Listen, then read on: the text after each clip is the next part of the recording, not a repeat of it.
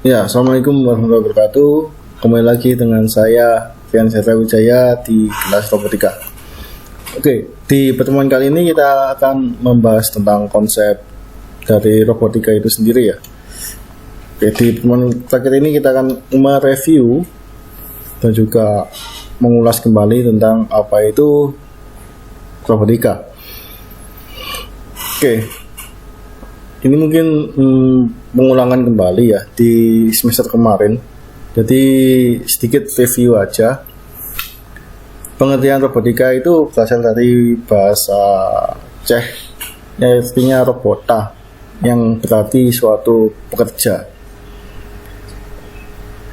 Pada dasarnya robot dibuat untuk mendukung dan membantu pekerjaan manusia. Itu tujuan awalnya dari robot.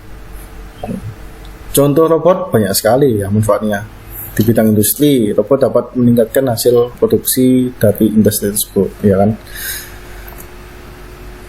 Lalu macam-macamnya atau klasifikasi robot. Jadi robot itu diklasifikasi, dikasih macam-macam ya.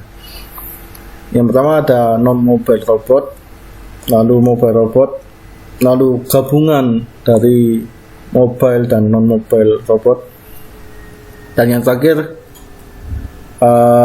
tentang humanoid robot. Ya, non-mobile robot ini dibedakan karena dia tidak dapat berpindah. Ya. Robot ini tidak dapat berpindah posisi dari satu tempat ke tempat lainnya, sehingga robot tersebut hanya menggerakkan bagian dari tubuhnya saja. Ya. Jadi intinya kalau non-mobile robot dia tidak bisa berpindah, maksudnya tetap di posisi tersebut, tapi dia bisa menggerakkan suatu benda yang lainnya. Contohnya robot manipulator berlengan. Ya, ini contohnya seperti ini. Ya, ini robot manipulator lengan. Ini juga robot manipulator lengan. Dia nggak bisa bergerak. Nah, ini untuk di rumah sakit, untuk robot yang bedah operasi. Lalu selanjutnya mobile robot, kebalikan dari non-mobile robot tadi ya. Kalau non-mobile robot tadi dia tidak bisa bergerak, tapi kalau mobile robot dia bisa bergerak, sehingga robot dapat memindahkan dirinya sendiri dari suatu tempat ke tempat yang lain. Nah, dari segi manfaat, robot ini diharapkan dapat membantu pekerjaan manusia dalam transportasi ya, khususnya transportasi. Seperti contoh robot tanpa awak, ya, ataupun robot yang ada di industri sekarang mungkin disebut dengan AGV gitu ya, yang tugasnya untuk mengantarkan barang dari gudang ke gudang satunya ke gudang yang lainnya, ya. Contohnya, ya, yang seperti tadi. Nah, ini robot tanpa awak. Ini juga robot tanpa awak untuk transportasi. Nah, ini bisa disebut dengan AGV atau AMR ya, Automatic Mobile Robot, yang mana fungsinya untuk berpindah dari posisi satu ke yang lainnya untuk mengantarkan barang atau mengantarkan seseorang dia.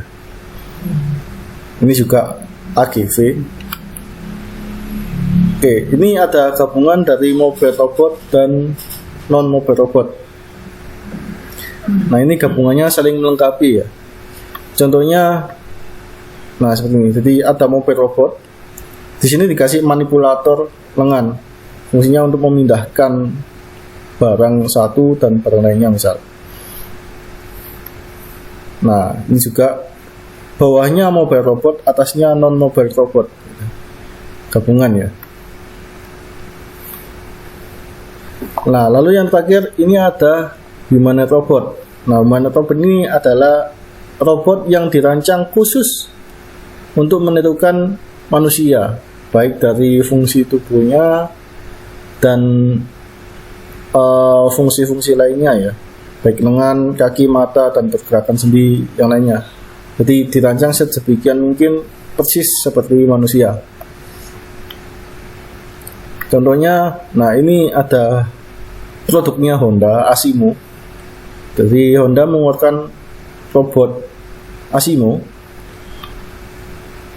Lalu ini banyak ya robot-robot buatan dari Jepang. Lalu kita masuk ke sistem ya. Jadi robot itu sendiri sebenarnya kerjanya dari mana ke mana gitu kan.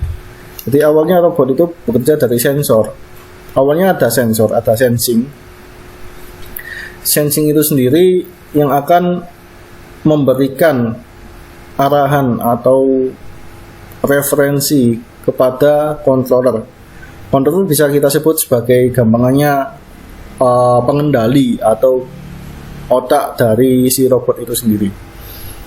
Jadi sama seperti manusia, misal manusia punya sensor di tangan ya, punya sensor di tangan, sensor perasa gitu. Ketika tangan ini kena panas, akhirnya kontrolernya atau mungkin otak kita merasakan panas itu, sehingga aksinya tangan kita kita masukkan ke dalam air misal, biar nggak panas.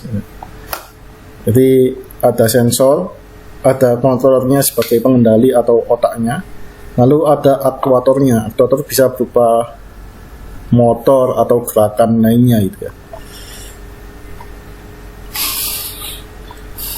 Nah, ini definisi dari sensor. Ya, pertemuan kemarin kita sudah membahas tentang sensor. Apa itu sensor ya?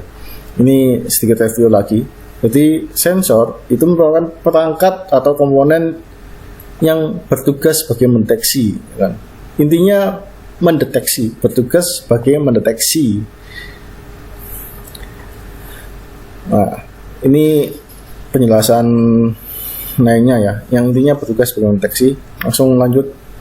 Contohnya ada sensor jarak ultrasonik, sensor jarak infrared, sensor kamera, lalu ada kompas digital. Next, ada yang namanya controller. Controller merupakan bagian elektronik yang setidak-tidaknya dari rangkaian prosesor ataupun microcontroller signal conditioning untuk sensor dan driver ke aktuator.